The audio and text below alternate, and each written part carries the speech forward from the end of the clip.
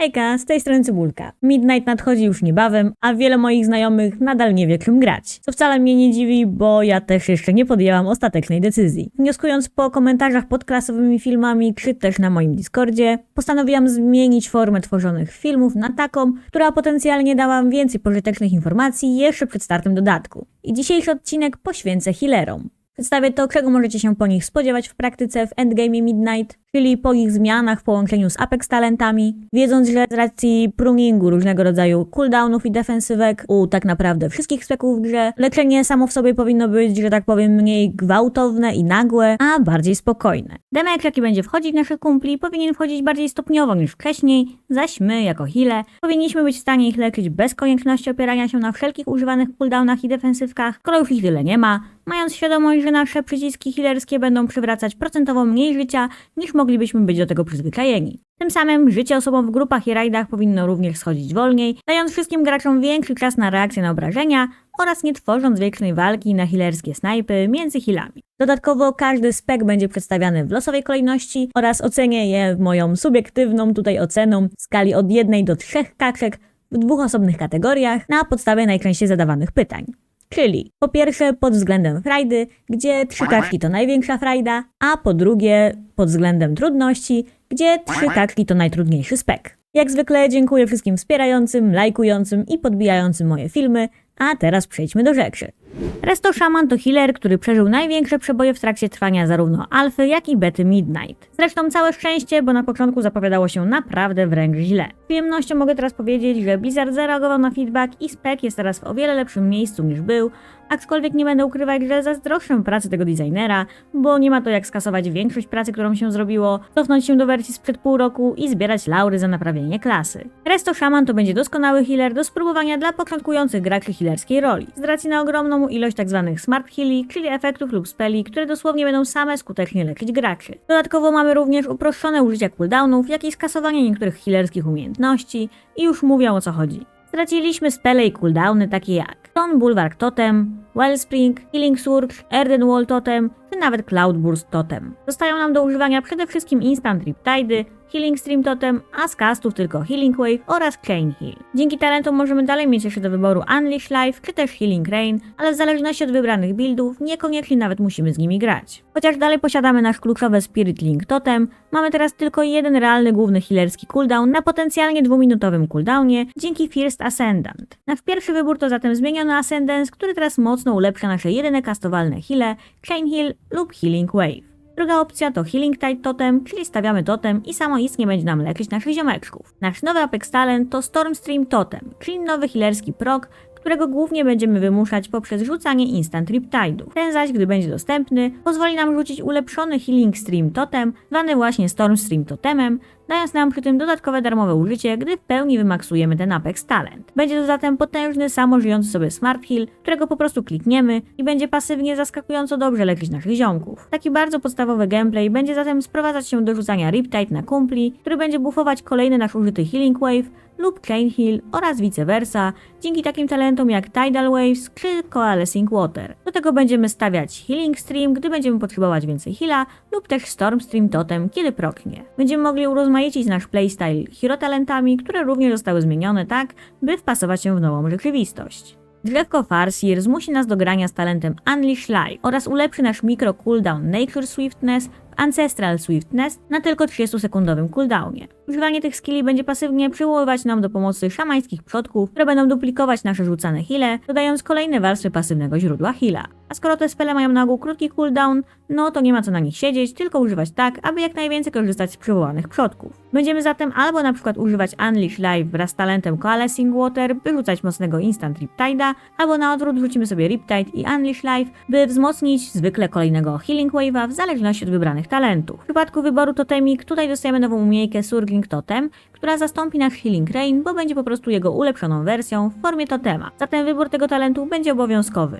W tym drzewku dzięki talentowi takiemu jak Lively Totems będziemy zachęceni do ulepszenia talentami naszego Chain Heala. Możemy też sięgnąć po urozmaicenie gameplayowe po zarzucaniu dodatkowego totemu średnio co 25 sekund dzięki Downpour oraz Double Dip. która to da nam dodatkową umiejkę, która silnie podleczy osobę znajdującą się w obrębie naszego totemu, wyrzucenia aż do 2 razy po jego użyciu w ciągu kolejnych 16 sekund. Ważne zatem będzie uważne stawianie tego totemu, to by jednak trafiać w kumpli, dlatego domyślnie tego rodzaju combo będzie raczej w środowiskach rajdowych. Tego zatem możecie się spodziewać po resto Szamków Midnight, pamiętając o tym, że to jeden healer, któremu nie zabrali interrupta i teraz Wind Shear będzie na 30-sekundowym cooldownie. Dodatkowo dalej posiadam nasz bardzo silny buff Sky Fury oraz dostęp do Bloodlusta, co powoduje, że na pewno będziemy mile widzianym healem w grupach dungowych. Poziom trudności Resto Szamka oceniam zatem na 1 kaczkę, ponieważ stety lub nie, zabranie mu takiej umiejętności jak Cloudburst Totem tylko i wyłącznie ułatwia spec, albo można nawet powiedzieć, że spłyca go do takiego poziomu, że powinien być prosty do zrozumienia i trudno się będzie w nim pogubić. Ponadto mamy ogromną ilość pasywnego i tak zwanego smart leczenia, głównie z siły naszych totemów i apex talentu, że naciśnięcie ich zawsze gwarantuje nam wysoki poziom efektywności. Zważywszy na to, co powiedziałam, poziom mojej frajdy oceniam zatem na 1,5 kaczki dzięki dodatkowym możliwościom drzewka totemik, ponieważ jak na mnie leczenie Resto Szamkiem jest zbyt schematyczne oraz ciężko się skutecznie wykazać healerskimi umiejętnościami, przez właśnie brak takich elementów jak wspomniany Cloudburst Totem. Jeśli ktoś lubił bardziej złożone mechaniki i czuł satysfakcję z tego, gdy one wychodziły, to tutaj może poczuć lekką nudę. Stormstream Totem owszem jest potężny jak proknie, ale natura posiadania silnego heala w formie proka może doprowadzić do potencjalnie frustrującej sytuacji, w której bardzo by się przydał nagle prok totemu, którego niestety nie uzyskaliśmy. A tego rodzaju RNG w leczeniu grupy, gdzie paterny otrzymywanego damage'u są zwykle znane, nie sądzę, by każdemu odpowiadało. Wszystko nie zmienia faktu, że Resto Shaman będzie silnym i pożądanym spekiem przez utility, które dalej posiada i również bardzo przystępnym dla osób szukających opcji na początkujących healerów, ale jeśli chodzi o moją frajdę z grania, to pomimo fajniejszych możliwości drzewka totemik, to niestety nie przekonał mnie. Discipline w Midnight jest łatwiejszy niż kiedykolwiek wcześniej, szczególnie w środowiskach dungowych. No dobra, to powiedzmy, że chociaż ostatnich lat, bo bycie shieldbotem na Lich Kingu to dalej nie był szczyt gameplayowego designu. To, że natomiast jest łatwiejszym, chociażby przez skasowanie talentu Shadow Covenant, dalej nie oznacza, że jest turbo prosty, bo nadal wymaga zrozumienia speka i mechaniki atonementu, czyli konceptu tego, że wpierw nakładamy buffa na wybranych kumpli, a później wykonujemy damage'ującą rotację, głównie wokół przycisków Shadow Word Pain, Penance oraz Smite, aby ich leczyć z zadawanych obrażeń. Taki schemat wymaga znajomości mechanik i tzw. timingów, aby wiedzieć kiedy, co i jak powinniśmy rzucić, bo dalej jesteśmy słabi w nagłym reagowaniu na otrzymany damage w grupie, ponieważ zanim realnie możemy leczyć osoby, musimy wpierw kliknąć na parę przygotowanych przycisków, aby rozrzucić attunement buffy, co zwykle nazywane jest w żargonie healerskim szykowaniem rampy. W każdym razie bariera wejścia jest zdecydowanie niższa niż wcześniej. Pomogą nam w tym takie nowości jak nowy Apex Talent, który tak jak w przypadku Resto Szamka będzie nowym prokiem, którego uzyskać będziemy mogli po używaniu naszego skilla Penance. Gdy będzie dostępny ulepszony naszego Power Word Shielda w Void Shield, która po pierwsze będzie o wiele silniejszą wersją i rzuci realny absorb damage na kumpla, a po drugie rzucimy go od razu na 3 kumpli jednocześnie. Po trzecie oznacza to, że to będą od razu 3 buffy atonementu w cenie jednego naciśniętego przycisku. A na koniec tarcza ta będzie reflektować część otrzymanych obrażeń we wrogów, dając nam kolejne źródło atonement healingu, zatem ważne będzie nie rzucać Void Shielda na osoby, które jednak tych obrażeń nie planują wkrótce otrzymać. Zatem domyślnie najbezpieczniej będzie rzucić go na aktualnie tankującego tanka. Tak jak Void Shield będzie szczególnie odczuwalną zmianą w dungowym gameplayu, tak w środowiskach rajdowych będzie nią zmieniony cooldown Evangelism, czyli mocne ułatwienie do planowania wieloosobowych healerskich ram. Jego nowa wersja pozwoli nam zatem szybko i łatwo rozrzucić attunement buffy po użyciu Evangelism, a następnie kliknięciu 2 razy Radiance, które będą w tym wypadku instantami zamiast castami. Taka kombinacja da nam zatem atonement na maksymalnie 15 osobach, tylko 3 naciśnięte przyciski, co w połączeniu z naszym wcześniej wspomnianym Void Shieldem mogłoby się zmienić w 18 osób w 4 przyciski, zatem jest milutko. W przypadku gdybyśmy chcieli pokryć jeszcze większą ilość graczy lub zwyczajnie robić to bez wspomnianych speli, możemy to teraz robić za pomocą nowego, taniego instanta Plea, którego głównym założeniem jest tylko nałożyć na wybrany target buff Atonement. Dodatkowo Evangelism możemy ulepszyć poprzez wzięcie nowego talentu Archangel, który kiedyś był PvP talentem, lub Mindbender, który się samemu rzuci po jego użyciu. Cooldowny Ultimate Penitence oraz Power Word Barrier dzielą teraz punkt talentu, przez co możemy wybrać tylko jeden z nich. Całe drzewko zostało wyraźnie podzielone na część wzmacniającą bardziej czary szkoły Holy oraz szkołę Shadow, co pójdzie w parze z wyborami naszych hero talentów, o których sobie teraz powiemy. Drzewko Oracle zostało kompletnie przerobione i bardzo uproszczone. Całe szczęście, ponieważ granie nim bez dostępu do Weak Hour byłoby dość problematyczne. Drzewko teraz skupi się na mocnym pasywnym wzmocnieniu naszych skilli ze szkoły Holy i to głównie Penance'a, poprzez danie mu teraz zarówno 2 charge'y, jak i spowodowanie, że zawsze uderza zarówno w kumpla, jak i we wroga jednocześnie. Nasze dawne rotowane buffy z Oracla teraz znajdziemy w pasywnej formie, takie jak Piety, które to spowoduje, że część naszych overheali będzie mądrze rozrzucana po osobach, które ten heal realnie potrzebują. To jest wybitnie skuteczny talent, jeśli mowa o efektywnym leczeniu kumpli, szczególnie gdy weźmiemy pod uwagę, że często rozrzucamy attunement w AOE i leczymy osoby, które wcale nie muszą być leczone, co teraz przełoży się na o wiele efektywniejsze leczenie osób, które realnie tego potrzebują, czyli coś, w czym Disk historycznie był wręcz beznadziejny. Unfolding Vision również mocno wspomoże nas w zachowaniu wartości z naszych nieużytych w pełni shieldów poprzez przerzucenie części ich pozostałej wartości, gdyby się ją skończyć, na innych kumpli. Druga opcja, czyli Void Weaver, jest naszą shadow ofensywną wersją, w której to będziemy przywoływać czarną dziurę po każdym rzuconym Mind Blastie i ją wzmacniać w trakcie jej trwania castami Penance oraz Void Blast, który będzie zamienionym smite'em w trakcie jej trwania. Chociaż sam sobie Void Weaver nie dostał jakichś ogromnych zmian, to dostały je nasze talenty w drzewku szkoły Shadow. Cooldown Shadow Fiend został zmieniony i teraz będzie można go jedynie pasywnie przywołać za pomocą jego talentu do Shadow Ward Death. To zmusi nas do polowania na targety, które będą miały mniej niż 20% życia. Dzięki talentowi Death's Torment, jeśli szczęście będzie nam sprzyjać, to jeden Shadow Ward Death byłby w stanie przywołać aż do 3 Shadow Fiendów, a dodatkowe interakcje gameplayowe będziemy mogli dokonywać konsumując część długości trwania naszej doty Shadow Ward Pain za pomocą Expiation. Problem jedynie jest taki, że inwestowanie w talenty wokół Shadow Ward Death oraz Shadow Fiend powoduje, że dopóki nie mamy targetów, co mają mniej niż 20% życia, no to są efektywnie bezużyteczne.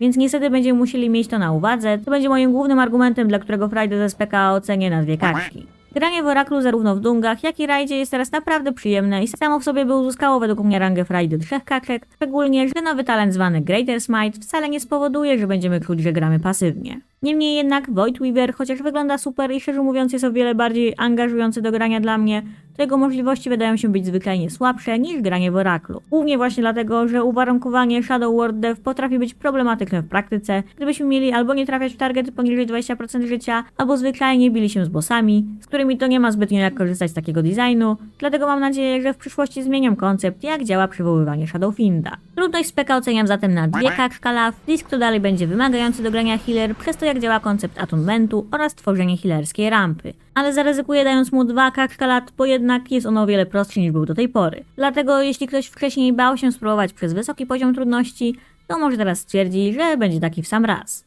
Tego zatem możecie spodziewać się po Disku w Midnight, pamiętając o tym, że klasa Priesta nigdy nie miała dostępu do Interrupta, dlatego fakt, że innym healom go zabrano, to tak naprawdę buff dla nas. Dodatkowo dalej posiadamy Stamina Buff oraz łapówkowy bonus do depsa kumpla w postaci Power Infusion, zatem zwykle jesteśmy mile widziani w grupach dungowych niezależnie od kompozycji. Holy Paladin w Midnight dostał w teorii dużo zmian na papierze, ale w praktyce każdy paladyński gracz powinien się bardzo szybko odnaleźć. Midnightowy pruning zabrał mu zarówno przyciski, jak i cooldowny, ale co ważniejsze pozbył się warstw buffów i mnożników na spelach, ale najpierw parę podstaw, bo tu nie zabraknie zmian. Holy Palkiem będziemy leczyć poprzez używanie instantów Judgment i Holy Shock oraz castów Flash of Light i Holy Light. Casty te będą nam generować Holy Power, które będziemy mogli wydawać w 3 różne umiejki. Single Target Heal Word of Glory, AOE Heal Light of Dawn oraz Shield of the Righteous, by zadać obrażenia. Ale po kolei. Holy Palki zwykle dzieliły się na 2 obozy. Ci, co chcieli grać jako melee healer i ci, co woleli wariant range casterski. Teraz w Midnight te podziały doprowadziły do tego, że Crusader Strike został nie tyle co skasowany, co wbudowany w funkcjonalność Avenging Crusader poprzez zastąpienie tego przycisku Crusader Strike'iem podczas Wingsów, czyli naszej głównej healerskiej odpałki, który wtedy jest na minutowym cooldownie, gdybyśmy chcieli nie stracić w pełni gameplayu melee healera i grać w ten sposób, zamiast na zwykłym 2-minutowym Avenging Wrath. A skoro Blizzard starał się oddzielić te playstyle, to wprowadził wiele zmian, aby to wspierały ten nowy design i oznacza to, że Judgment i Holy Shock mają teraz krótszy cooldown, a sam talent Crusader Smite został zmieniony w taki sposób, aby zarówno wariant casterski, jak i melee mógł z niego korzystać, przez to nie musimy już wchodzić w melee po Crusader Strike'i, jeśli tego nie chcemy robić. Nasz główny healerski proc Infusion of Light, zamiast jak kiedyś zwykle prokować z critów Holy Shock, teraz ma domyślnie zwyczajnie 10% szans na proc przy każdym użyciu Holy Shock. Sam efekt proka został zmieniony w coś, na co fani Holy Palka z Lich Kinga się ucieszą, bo spowodują, że nasz kolejny Flash of Light będzie instant castem i realnie coś uleczy. Alternatywnie proka też można zużyć Judgmentem po dodatkowy Holy Power, co będzie częstszym zastosowaniem w przypadku melee buildów. Oznacza to też, że nasz duży heal Holy Light nie ma już tak naprawdę żadnych warstw koniecznych buffów, aby cokolwiek mógł leczyć, poza pojedynczymi talentami, które mogą go ulepszyć. Dzięki temu to, jak mocno Lekry zostało masywnie buffnięte, w zamian za to, że kosztuje ogromną ilość many, żeby nie móc go spamować, to powoduje, że nie musimy już stakować 5 buffów, by cokolwiek zrobił. Teraz, gdy tylko będziemy potrzebować silnego heala, to rzucimy nasz cast i zwyczajnie bardzo zauważalnie podleczy ziomka.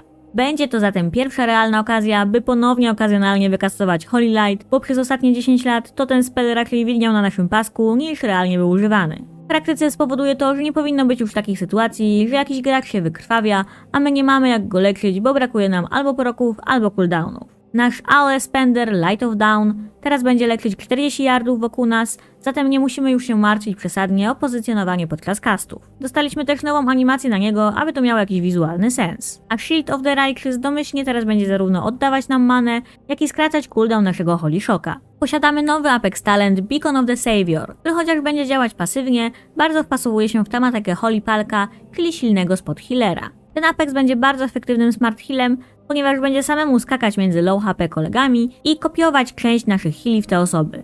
Oznacza to też, że jeśli byśmy chcieli grać z Beacon of Faith, czyli podwójnym Beacon of Light, to w połączeniu z naszym Apexem, to nagle wyjdzie, że w 5-osobowej grupie te osoby mają na sobie jakiś nasz beacon, zatem pozostanie nam głównie leczenie osób bez beaconów. Pamiętajmy też o tym, że skoro mamy teraz dostęp do silnego Holy Lighta, to zwykle jeden cast w osobę bez beacona z automatu mocno podleczy 4 osoby jednocześnie, zatem no superancko, bo taka interakcja powinna pozwolić nam mieć odpowiedź na każde niebezpieczne sytuacje w dungach, no o ile będziemy mieć wystarczająco many, zatem trzeba będzie korzystać z Holy Lightów rozważnie. Podstawy za nami, to omówmy sobie teraz ważniejsze zmiany. Holy Prism oraz Divine Toll dzielą teraz node w drzewku. Zatem nie możemy posiadać już obu jednocześnie. Traciliśmy dostęp do naszych mini skrzydeł przez zmianę tego, jak działa talent Awakening. Teraz będziemy mogli dostać proc na gwarantowany kryt na nasz kolejny użyty judgment, co będzie się dobrze kombić z talentami takimi jak chociażby Empyrean Legacy, co teraz nie będzie miało już cooldownu na ten efekt, a będzie ograniczone tym, jak często trafimy krytycznie umiejką Judgment. Straciliśmy niestety talent Rising Sunlight, ponieważ został zmieniony w zdecydowanie mniej ciekawy talent, zatem Divine Toll straci na efektywności. Hammer of Wrath został połączony z efektem Judgment i będzie aktywny podczas naszych skrzydeł. Warto zaznaczyć, że w wariancie Melee Wingsów, czyli Avenging Crusader, leczyć będziemy kumpli na podstawie obrażeń zadanych umiejkami Crusader Strike oraz Judgment, czyli Hammer of Wrath. Oznacza to, że w połączeniu z talentami Vengeful Wrath oraz Awakening możemy naprawdę potężnie uderzyć jakiś cel o niskim procencie zdrowia, co przekonwertuje się na bardzo silny heal w kumpli. Dostaliśmy nowe talenty do przeżywalności, takie jak Blessing of Dusk czy Armory of Light, co da nam szansę na blokowanie speli wrogów za samo posiadanie na sobie ubranej tarczy, zatem bardzo mile widziany bonus. W tematach hero talentów, tak jak Lightsmith był wcześniej przeznaczony do grania bardziej melee buildem, tak teraz można go grać bez takich zobowiązań. Najważniejsze zmiany nowinki są takie, że niestety jeśli gramy Lightsmithem, to będziemy musieli zrezygnować z naszego Divine Tolla, ponieważ buffy Holy Armament nam je zastąpią. Reflections of Radiance oraz Laying Down Arms to potężne talenty, które pozwolą nam na całkiem częsty, prawie że pasywny dostęp do dodatkowych proków Infusion of Light oraz Awakening, bez konieczności brania talentu Awakening w naszym drzewku spekowym. Oznacza to, że możemy sobie wziąć Sanctified Wrath, co wydłuży czas trwania naszych skrzydeł o 50%. Drzewko Herald nie dostało znaczących zmian i zmusi nas do grania z Divine Tollem lub Holy Prism. Tutaj będziemy się dalej łączyć z kumplami beamami światła podczas naszych skrzydeł, co jest wybitnie efektywne, o ile nasza grupa lub raid jest mocno zestakowana. Dostaniemy silne, pasywne buffy do naszego Holy Shocka oraz spenderów Light of Dawn i Eternal Flame, czyli ulepszony Word of Glory z hotą w cenie dostępny tylko dla Heralda. Przez to, że funkcjonalność Light of Dawn, jak i domyślna moc Holy Shocka została zmieniona w Midnight, to heraldowe talenty powinny zyskać na wartości. Dodatkowo mamy teraz możliwość wydłużenia naszych świetlnych połączeń dzięki Endless Gleam oraz dodatkowe Holy Powery po włączeniu naszych skrzydeł.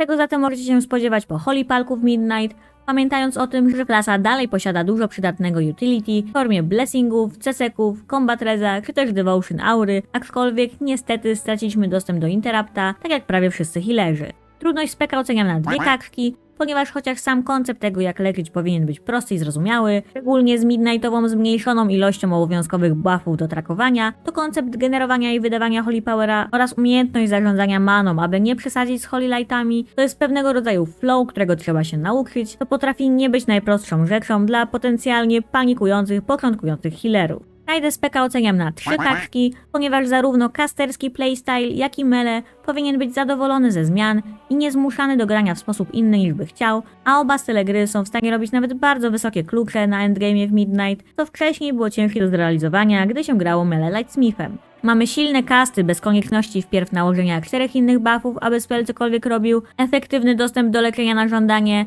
brak takiego uzależnienia od dostępnych cooldownów jak wcześniej oraz sensowny proc Infusion of Light do wydawania, bo z tym również różnie bywało przez ostatnie lata. Mistweaver w Midnight to dalej nie będzie spec dla każdego przez jego złożony design. To nie jest tak, że jest on aż tak trudny do grania, ale jeśli będziemy próbować czytać opisy tego, jak działają niektóre spele, to z samego czytania możemy niewiele wyciągnąć. Najlepszym przykładem jest nowy Apex Talent Spirit Font, którego opis może zdawać się dość niejasny, a w praktyce sprowadza się do tego, że czasem będziemy mieć dodatkowe pasywne leczenie dla 5 pobliskich kumpli, którego efekt możemy wymusić pijąc nasz 30-sekundowy cooldown Thunder Focus Tea. To healer, który wciąż ma całkiem sporo przycisków i mikro cooldownu do ogarnięcia, a przy tym daje duże pole wyboru, co, kiedy i w jakiej kolejności kliknąć. Ta kolejność nie zawsze jest oczywista, a nagroda za perfekcyjne ogarnięcie wszystkiego bywa momentami nieproporcjonalna do włożonego wysiłku, zwłaszcza gdy porównamy się do innych healerów. Niemniej jednak dostał on wiele fajnych usprawnień w efektach swoich talentów, albo jak u większości klas, połączeń niektórych efektów talentów w jedną umiejkę, przez co mimo wszystko gameplay będzie prostszy niż do tej pory i potencjalnie mniej frustrujący. Mistweaver Monkiem można grać w buildzie depsowo-fistowym, zwykle w połączeniu z pasywką Way of the Crane, cooldownem Invoke Krigi oraz hero talentami Master of Harmony, gdzie będziemy robić depsa melee umiejkami, by leczyć kumpli dzięki wbudowanej konwersji damage'u do heala. Drugą opcją jest range casterski playstyle, o którym powiemy sobie za chwilę. W melee wariancie znajdziemy takie zmiany i nowości jak Great Fire Stomp został wbudowany w efekt Thunder Focus Tea, Great Fire Ticklings to teraz stały duży mnożnik do damage'u naszych przycisków depsowych, z których będziemy leczyć kumpli, zatem nie jesteśmy już tak zależni od dobrego pozycjonowania Great Fire Stompa, ani też jego cooldownu. Oznacza to, że Great Fire Stomp to teraz jest bardziej wisienka na torcie, co jest super zmianą i będziemy mogli używać tego efektu w ramach mikro cooldownu, a nie jako obowiązkowy aktywator naszego bonusu do leczenia zrobienia depsa. Nowy talent Morning Breeze pozwoli nam dodatkowo skalować damage Rising Sun Kick z masterką. Harmonic Surge z drzewka Master of Harmony został trochę zmieniony, przez co będziemy chcieli częściej niż byłoby to może oczywiste używać naszego fillera Tiger Palm podczas depsowania, czasem i wręcz parę razy pod rząd, aby móc korzystać z efektu Harmonic Surge oraz Potential Energy. Coalescence to również zmiana z tego hero drzewka, która mocno buffnie nasze użyte spot heale Vivify, aby wspomóc nas w sytuacjach, kiedy leczenie wykonywaną depsową rotacją nie wystarczy. Drugi wariant gameplayowy to styl gry casterski. Core tego gameplayu to będzie rozrzucanie Renewing Mist, używanie range kopniaka, aby podleczyć naznaczone targety i używania Channel Soothing Mist, który to pozwoli nam rzucać w trakcie channelu instantowo spot heal Vivify lub silną hotę Enveloping Mist, oczywiście mówiąc w dużym uproszczeniu. Build ten zwykle łączony będzie z cooldownem Invoke Yulon, nową pasywką Way of the Serpent, która to pozwoli nam channelować Soothing Mist w biegu i z hero talentami Conduit of the Celestials, które da nam dostęp do silnego cooldownu Oshit Batona Celestial Conduit. Pomijając to, że każdy nasz heal dostał ogromny buff liczbowy, aby był sensowniejszy do castowania bez konieczności posiadania wpierw dużej ilości buffów jak wcześniej, inne ważne nowe elementy to nowy talent Shailen's Gift, który zastąpi nam Vivify i będzie domyślnie pasywnie generować staki ulepszające ten heal, o ile go nie użyliśmy. Zatem będziemy musieli trakować ilość dostępnych Cloud of Mist, by je dobrze zużywać i nie marnować zbyt silnego heala niepotrzebnie. Misty Coalescence oraz Mistline mocno zwiększy efektywność naszej hoty Renewing Mist, im mniej osób będzie ją mieć. To będzie bardzo mile widziane w dungach. Jak już wcześniej wspomniałam, nową pasywkę Way of the Serpent oraz zmianę w naszym midrange kopniaku Rushing Wind Kick, które teraz zamiast wydłużać czas naszych aktywnych hot, będzie leczyć do 5 naszych kumpli, co mają jakąś na sobie. A skoro będziemy mieć teraz możliwość channelowania w biegu, to zmieniony Great Empowerment da nam dostęp do stałego przycisku depsowego, zamiast być ładowalny efektem, którego musielibyśmy trakować. Wszystko brzmi bardzo fajnie, ale w praktyce to dalej oznacza, że będziemy musieli uważnie trakować nasze staki herbatek, by wiedzieć kiedy i jak je użyć, które spele w jakiej kolejności rzucić, aby nie zepsuć im efektywności i pilnować naszej rotacji oraz ilości chmurek, żeby móc dobrze leczyć, kiedy to będzie konieczne. Ponieważ nie mamy od ręki dostępnych zwykle po prostu silnych speli samych z siebie, lecz wymagają odpowiedniego przygotowania, aby jednak takie były. Osobiście, jak już w końcu nauczyłam się nim grać, to granie tym spekiem było bardzo angażujące i sprawiało dużo frajdy. Szczególnie gdy w melee wariancie proknie Dance of Krigi, i możemy realnie mocno uderzyć paczkę, z którą się bijemy i wtedy potężnie wyleczyć naszych ziomków. Problem jest tylko taki, że zanim jednak ogarnęłam, jak dobrze i efektywnie grać tym healem, nawet z pomocą doświadczonego gracza, to moja pierwsza myśl była taka, że granie tym spekiem to może mnie przerosnąć. Pozostanie to zatem healer dla osób, które bardzo lubią dużo klikania, optymalizacji oraz mikrozarządzania, co sprowadza mnie do oceny mojej frajdy na 2 kaczki przez trudną barierę wstępu, a trudność speka oceniam na 3 kaczki. Mistweaver to naprawdę fajny healer do grania, szczególnie dla mnie w ofensywnym depsowym wariancie, jako że mój mózg do tej pory to był jednak DPS main, ale zdecydowanie pierwsze podejście do niego nie będzie niczym chillerskim, co idzie w parze z nazewnictwem drzewka Master of Harmony, którą będziemy się starać znaleźć idealny balans, kiedy powinniśmy leczyć przez DPS, a kiedy użyć sensowne casty. Nastawić się musicie na to, że najpierw trzeba się trochę nauczyć, zanim będzie sprawiać frajdę, ponieważ grany nieoptymalnie zwyczajnie będzie sprawiać wrażenie słabego względem innych heali, co mogłoby niejedną osobę frustrować. W grupach powinniśmy być dalej mile widziani, o ile składać się będzie ona ze speków, co zadają głównie obrażenia fizyczne, dzięki naszemu pseudo-raid buffowi Mystic Touch. Tym samym w raidach spot na co najmniej jednego monka możemy mieć zawsze zagwarantowany, szczególnie jeśli istnieje realny pożytek z naszego raidowego cooldownu Revival lub Restoral, co w zależności od walk potrafi być galaktycznie silnym raidowym cooldownem. Zastanawiacie się, czy dobrze widzicie? No słuchajcie, dobrze widzicie. Holy Priestem idzie realnie grać na 3 przyciskach w Midnight i najzabawniejsze jest to, że nie będzie to ani jakiś troll build, ani nie będzie też o dziwo skrajnie nieangażujący do grania. Blizzard dokonał tutaj pruningu po całości, ale prawda jest taka, że koniec końców to chociaż miał zdecydowanie więcej przycisków wcześniej, to w praktyce zwyczajnie były na tyle słabe lub nieopłacalne, że tylko zajmowały nam miejsce na pasku. Straciliśmy zatem takie spele jak Heal, Renew, Divine Star, Shadow Fiend, Lightwell, ale w zamian za to dostaliśmy mocne buffy na pozostałe realnie używane przez nas umiejętności. Czyli Flash Heal, Prayer of Mending oraz Prayer of Healing. Dalej nasz gameplay będzie wyglądać tak, że będziemy używać naszych mikro cooldownów zwanymi Holy Wardami. Serenity jako Spot Heal oraz Sanctify jako AoE Heal i przywracać będziemy ich cooldowny, używając odpowiedniej kategorii speli, czyli na przykładzie Serenity, kastowanie Single Target Flash Heala będzie skracać nam cooldown Single Target Holy Warda Serenity. Najciekawszą nowością, jaką możemy znaleźć u Holy Priesta, to talent Ultimate Serenity, który odbiera nam możliwość rzucania Holy Ward Sanctify i spowoduje, że drugi Holy Ward, czyli Serenity, przejmie część mechanik przeznaczonych dla Sanctify. Otrzyma zatem element AoE Heala oraz będzie teraz również skracany zarówno przez AoE Heal Prayer of Healing, jak i Prayer of Mending za pomocą talentu Voice of Harmony. To rozwiązanie zdaje się być świetne pod granie dungów, gdzie Sanctify rzadko był bardzo użytecznym spelem, a sam Holy Priest raczej nie był znany z bycia super spekiem na wysokich kluczach. Prayer of Healing dostało znaczący liczbowy buff i znowu jest prawdziwym przyciskiem, a nie tylko czymś, co leży i zbiera kurz na naszych action barach. Szczególnie jak weźmiemy pod uwagę talenty takie jak Prayerful Litany albo możliwość rzucania ich instantowo dzięki Light Weaver lub Divinity. Mamy wtedy bardzo proste i efektywne healerskie flow do ogarnięcia, rzucamy dosłownie on cooldown mendingi, które się same przerzucają między ziomkami, pilnie spodhealujemy częstymi Holy Wardami i uzupełniamy luki w zależności od ilości rannych osób albo Flash Healami, albo Prayer of Healing, którego teoretycznie nawet nie musimy mieć, ponieważ jest to talent i zawsze ten punkt możemy wydać na coś innego. Pytanie tylko, na ile to będzie mieć sens, ale to już zależne będzie tylko od końcowego tuningu naszych talentów i umiejek. Jest to bardzo proste flow, które dzięki talentowym interakcjom i znaczących możliwościach redukcji cooldownów tworzy zaskakująco przyjemny gameplay. Jeśli chcemy dodać depsa do naszych grup, to możemy kastować na zmianę Smite'a i Holy Fire, które będą skracać cooldown naszego depsowego Holy Warda Chastise. Tutaj niby nic nowego nie ma, ale diabeł tkwi w szczegółach, zatem już tłumaczę, co jest fajnego. Chastise dzięki talentowi Censure może stunować nasz target, a skoro w Midnight zmienia się to, jak działają Diminishing Returny na wszelkiego rodzaju ceceki, czyli to, że nawet rzucony 10 stun pod rząd potrwa chociaż pół sekundy, to oznacza, że nagle nasz Holy Priest, który z utility nie był znany, to może mieć zaskakującą dużą ilość przerywajek poprzez wręcz stunlockowanie konkretnych mobów. Możliwe to będzie, gdy włączymy sobie nasz healerski cooldown Apotheosis, który da nam wybitnie zwiększoną efektywność skracania naszych Holy Wardów, którego swoją drogą możemy teraz posiadać na 32 sekundy dzięki Eternal Sanctity.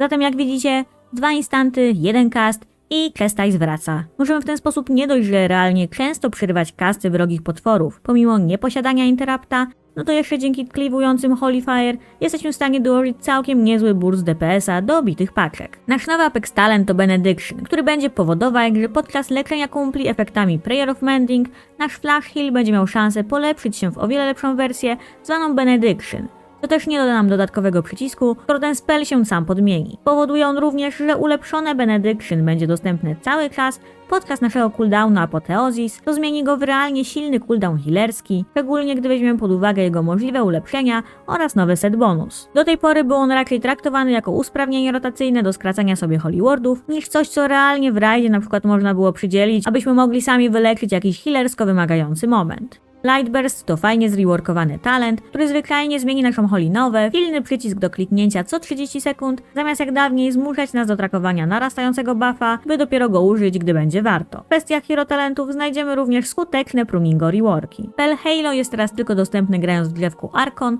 co ma o tyle sens, ponieważ jego efektywność bez tego drzewka, no to nie była jakaś wybitna. Dostaliśmy talent Energy Conservation, który w połączeniu z Power Surge oraz Divine Halo stworzy nam lekko gorszą wersję naszej setówki z trzeciego sezonu The War Within, ale dalej wizualnie spektakularną. Oracle dostał, tak jak w przypadku Disc Priesta, dużego reworka i tutaj również wyjdzie nam na Mega Plus, może nawet bardziej niż w Discu. Zamiast rotujących buffów, których efektywne używanie wymagało warstw Quick Hour, mamy teraz drugi Charge Prayer of Mending. Znajdziemy także takie nowinki jak Prompt Prognosis, czyli nasz lubiany set bonus z trzeciego sezonu, dający mendingowy realny instant heal efekt, no i najważniejsze, czyli Unfolding Vision w połączeniu z Piety. Dzięki tym dwóm talentom oraz dostępem do dwóch Charge Mendinga będziemy mogli realnie mnożyć nasze staki na kumplach, dzięki temu, że nieużyte staki przestaną się tak marnować, jak i mieć super skutecznego Smart Heala z takiego nadmiaru ilości mendingów dzięki Piety.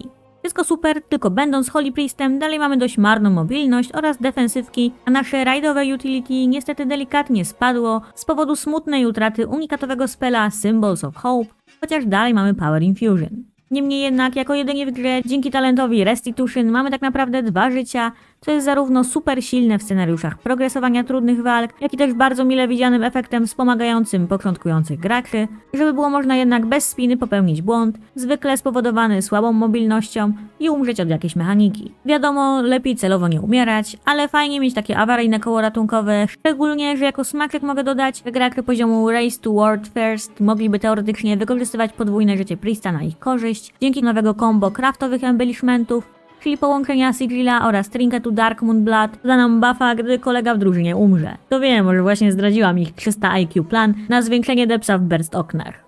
Koniec końców zmiany, które dostał Holy Priest, powinny mu pomóc szczególnie w środowiskach dungowych, których to historycznie był zwykle najmniej pożądanym healem w grupach, pomimo posiadania buffa Power Infusion, ale no stety lub nie, zawsze konkuruje ze swoim drugim spekiem Discipline. Trudność speka oceniam zatem na 1 kaczkę, ponieważ naprawdę ciężko się tutaj pomylić w gameplayu oraz nie połapać, co powinniśmy rzucać i kiedy, bo nasze spele domyślnie po prostu są efektywne w swoich liczbach, bez konieczności nakładanych rotacyjnych mnożników. Rajdę wbrew pozorom oceniam na 3 kaczki, ponieważ wszelkie wymienione interakcje, czy to nakładanie mendingów na cały raid, widowiskowy spell Halo, możliwość DPS bursta wraz z taktycznym stunlokowaniem mobów, no to dzięki tej gameplayowej prostocie bawiłam się nim przednio i na pewno bardziej bym poleciła początkującym graczom ten spec niż Restoszamka, który jako spec, który już został umówiony, również nie jest jakoś trudny do grania.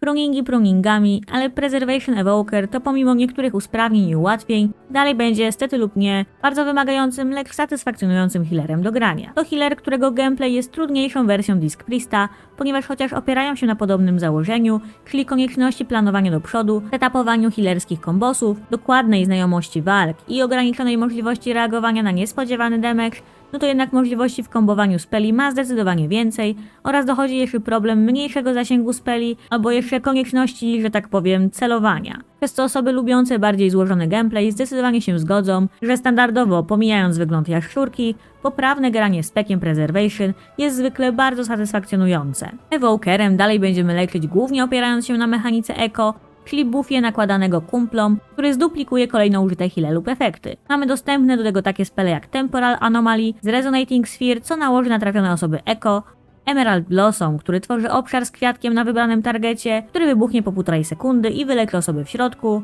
Empowered Spell Dream Breath, którego będziemy musieli wycelować w kumpli, teoretycznie prosta Hota Reversion, która rzucana w kluczowym momencie dzięki Golden Hour mocno zwiększy efektywny healing. Na koniec mamy jeszcze Verdant Embrace, który jest healem połączonym z doskokiem do kumpla, który niesie za sobą ryzyko potencjalnej śmierci, jeśli nie będziemy uważnie patrzeć gdzie i jak się poruszymy po jego użyciu, bo możemy na przykład przypadkiem wlecieć w jakąś mechanikę. Tą kwestię możemy w Midnight teraz zwalczyć dzięki nowemu talentowi Dream Simulacrum, która wyłączy funkcję doskoku do kumpla, jak i buffnie sam heal tego spela. Straciliśmy natomiast dość złożoną mechanikę Lifebind, dzięki której mogliśmy tworzyć bardzo silne burst healowe okna, gdy kopiowany był efekt na wszystkich kumplach z efektem echo. Teraz będzie można jedynie połączyć się z jednym kumplem i traktować to jako umiejka do spot healowania zamiast healowego AoE bursta, chociaż drzewko Flame Shaper jest w stanie po części przywrócić nam tą funkcjonalność, którą pokażę później. Kolejną rzeczą jest utrata naszego Empowered Spella Spirit Bloom oraz cooldownu Komunii. To zaboli nas w kwestiach radzenia sobie z sytuacjami burst damage'u,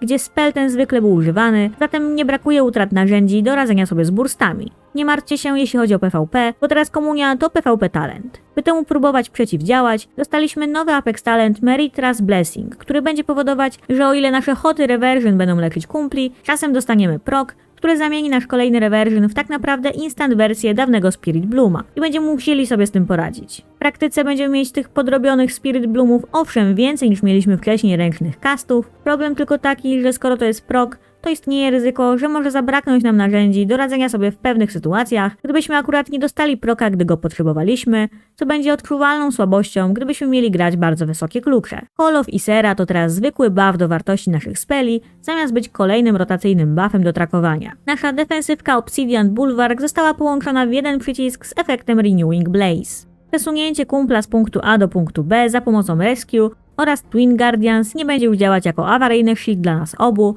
ponieważ buff został zmieniony w możliwość kastowania biegu oraz 100% zwiększonego movement speeda dla nas obu. Wysoko skillowo kreatywny cooldown Stasis współdzieli teraz punkt z Dreamflight, zatem nie możemy mieć już obu jednocześnie. Istnieje też nowy talent Inner Flame, którego wybór wzmocni wybrany cooldown. Jeśli chodzi o hero talenty, Chrono Warden dostał nowy talent Chrono Boon, który w połączeniu z Temporal Burst powinien spowodować, że nasz pseudo cooldown Tip the Scales powinien teraz mieć minutowy cooldown, czyli podobnie jak to było z set bonusem w trzecim sezonie The War Within. Natomiast Flame Shaper dostał bardzo dużego reworka, który zmniejszy wymóg posiadanego IQ, aby móc grać z pekiem doskonale. Poprzez skasowanie umiejętności Engulf, którą to zwykle kombiliśmy z naszym cooldownem Stasis, aby móc stworzyć absurdalnie silne healerskie komba, co potrafiły wyleczyć cały raid. Teraz Flame Shaper zwyczajnie doda nam charge do naszych Empowered Spelli Dream Breath oraz Fire Breath, przez co będziemy mieć o wiele więcej umiejek do klikania, zaś całe drzewko zostało przerobione w taki sposób, aby feeling gameplayowy pozostał podobny. Mianowicie zamiast konsumować efekty Dream Breatha dawnym spellem Engulf, będziemy to robić za pomocą umiejki Emerald Blossom, która historycznie była mało używanym healem, jak i buildem, a teraz na pewno będzie bardzo grywalna. Szczególnie jak sobie zobaczymy, że nowe talenty takie jak Wings of Liberty, czy też Twin Echoes w połączeniu ze zmienionym Field of Dreams oraz Fluttering Seedling, jak i na deser naszym bonusem z pierwszego sezonu Midnight, który pozwoli umiejce Verdant Embrace tworzyć kwiatka za każdym razem, gdy go użyjemy. Konsumować Dream Breatha będziemy mogli również za pomocą wspomnianego Verdant Embrace, to chociaż nie jest dawnym Lifebindem, to w jakimś stopniu nałożenie wszystkim buffa Echo i użycie Verdant Embrace na wszystkich osobach z naszą hotą Dream Breath będzie w pewnym stopniu replikować tą dawną funkcjonalność. Poziom trudności oceniam zatem na 4 kaczki, chociaż skala miała być na 3 kaczki. To niech będą 3 celebrujące kaczki. Jeśli ktoś uważa, że speki w Midnight stały się zbyt proste i szukają gameplayowego wyzwania, który jednak będzie satysfakcjonujący w sytuacjach poprawnego grania, to Preservation Evoker będzie bardzo dobrym wyborem. Frajdę z grania oceniam na 2,5 kaczki z 2 powodów. Po pierwsze, Evoker ma masę rzeczy do śledzenia w swoich efektach na raid frame'ach, zatem granie nim bez addonów może być dość problematyczne, ponieważ istnieje niestety realne ryzyko, że na domyślnych blizzardowych ustawieniach możemy doprowadzić do jednej wielkiej defekacji na naszych party frame'ach, co potrafi być wybitnie frustrujące. Po drugie, chociaż dostaliśmy w porządku alternatywę w formie reworka Flame Shapera, to jednak utrata unikatowego gameplayowego komba dzięki dawnej funkcjonalności Lifebind, czy też cooldownu Komunii jest dla mnie trochę przykre. To samo tyczy się skasowania Spirit Blooma. Fajnie, że Apex go zastępuje, ale jednak wolałabym, gdyby dalej była możliwość ręcznego rzucenia go w razie czego raz na jakiś czas. Miejsce w grupach dla Evokera zwykle znajdzie się tam, gdzie będzie brakować efektu Bloodlusta, bo jednak dalej go wnosimy za pomocą Fury of the Aspects. Dodatkowo, przez to jak zmieniona została efektywność wielu healerskich spelli i cooldownów, istnieje realna szansa, że nasz awaryjno-sytuacyjny cooldown rewind będzie jeszcze lepszy w Midnight niż był do tej pory, ze względu na zredukowaną efektywność healerów, co mogą magicznie wyleczyć cały raid. Ostatnim omawianym healerem będzie Resto Druid i aby nie przedłużać tego już i tak bardzo długiego materiału, bo jeszcze ogrom pracy przede mną do premiery Midnight, ponieważ na kanale znajdziecie już dedykowany materiał o Resto Druidzie, którego polecam obejrzeć, jeżeli chcecie dowiedzieć się dokładnie wszystkiego o tym speku. Resto Druid również nie uciekł blizzardowemu pruningowi, ale są to realnie miłe połączenia efektów w jedno, a nie skasowanie fajnych umiejek bez niczego w zamian. Live Trading pozwoli nam pasywnie tworzyć naszą trawkę Fluorescence, zatem będziemy mieć zarówno o jeden przycisk mniej do klikania w rotacji, jak i nie będzie trzeba jej przestawiać za każdym razem. Nasz raid cooldown Flourish został wbudowany w efekt Tranquility. Drzewka Growth Guardians będą się teraz spawnić pasywnie przy każdym użyciu mikro cooldownów Swiftmend lub White Growth. Nature's Bounty to nowy talent, który będzie powodować, że nasz regrowth będzie również leczyć innych ziomków, co mają na sobie już tą hotę.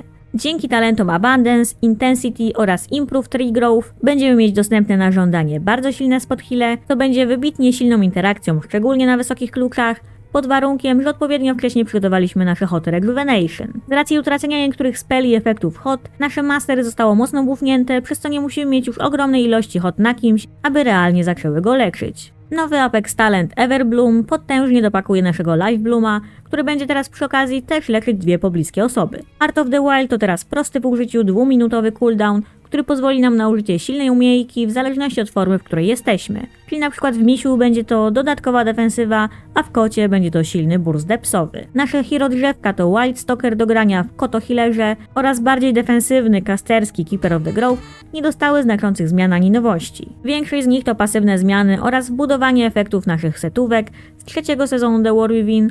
Niemniej jednak napomnę, że skoro zmieniło się to, jak przywołujemy nasze Growth Guardiany, to zmieni się też efektywność Keeper of the Grove i to na plus. Skoro teoretycznie możemy teraz przywołać więcej Guardianów niż do tej pory, dzięki podwójnemu charge'u Swiftmend oraz naszemu kasyno cooldownowi Convoke the Spirits. Trudność speka oceniam na 2 kaczki, ponieważ chociaż wiele elementów zostało ułatwionych, szczególnie w przypadku robienia tzw. healerskich ramp, to dalej możliwości gameplayowe są duże, gdy weźmiemy pod uwagę cut weaving, czyli aktywne zmienianie się w kota i depsowanie wraz z naszymi kumplami. Rajdy ze speka oceniam na 3 kaczki, bo szczerze mówiąc ciężko mi się do czegokolwiek przyczepić, bo wszystkie zmiany jakie dostał uważam, że są naprawdę na plus, z wyjątkiem skasowania interrupta, no ale to już problem ogólno-healerski, a nie tylko resto-druidowy. Dodać mogę, że to healer, którym osobiście planuję grać w Midnight, dlatego jak najbardziej zachęcam do obejrzenia mojego bardziej szczegółowego materiału o nim.